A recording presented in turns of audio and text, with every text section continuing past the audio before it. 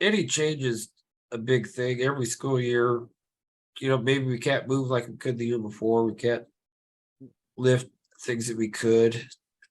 And we are going to talk about grief. So let's talk about just real quick with the time we have about that first year in a wheelchair. That's the biggest, most For major sure. loss. And like Lindy asked about grief, in a way that losing that ability that you had before, the little bit more autonomy, that is almost like, part of what we had died. So, can we talk about grief in that first year in a wheelchair school? Um,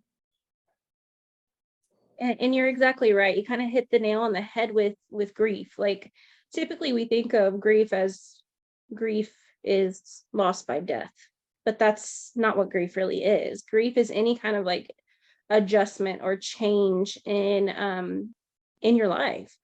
And a lot of times it can be kind of merged with trauma, like we talked about earlier. But grief, you're grieving what you once had. And so that transition to a wheelchair, that's difficult because you're grieving your independent mobility. And that, I mean, you can go through the whole grieving process and I mean, just like anything when you've lost something. And so I mean, grief is real, and we deal with grief every day in some capacity and in some way. But when it's a major transition in life like that, it ignites the grief process for sure.